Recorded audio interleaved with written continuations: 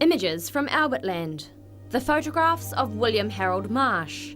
A priceless record containing precious images of a vital time in New Zealand's history.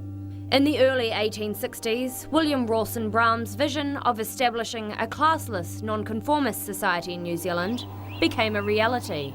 And on May 29, 1862, the migrant ships Matilda Wattenbach and Hanover left London docks bound for the Albertland settlement.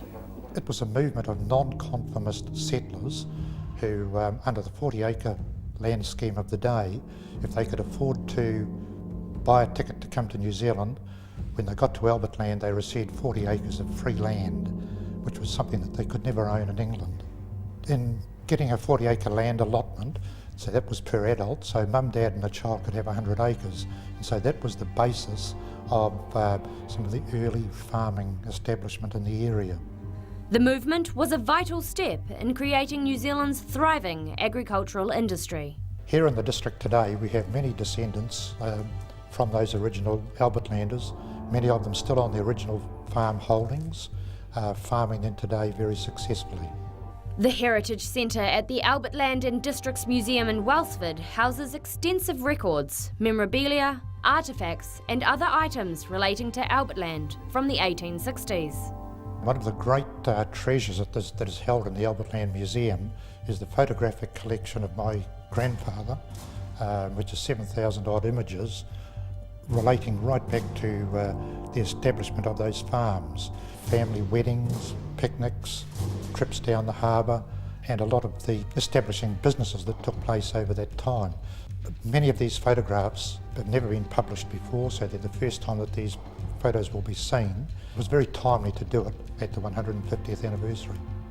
Paul Campbell spent hours poring over the priceless heirlooms of Peter Marsh's family. It's a bit like in the old days you go to the movies and there were a lot of stills outside and you learned what the movie was about.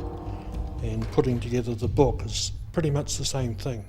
You go through that 7,000 image movie, then sit back and say, well, what were the key parts? Key parts were the settlement, breaking in the land, farming, growing grass seed to plant for the next season, and just the sheer hard work that went into farming compared to what it is today. Hours of careful reproduction saw photographs over 100 years old restored to perfection. Each image had to be cleaned up, scanned, and then repaired, because in 100 years there's an awful lot of damage. And we were able to, I think, take the images back to the day that he saw them through the camera. As it states inside the front cover, Images from Albertland is the gift of a sensitive observer to generations of the future. It's a journey into the past, and to understand New Zealand, probably one of the best ways anybody will get to grips with how farming in New Zealand started off. Emma Jones, Country 99 TV News.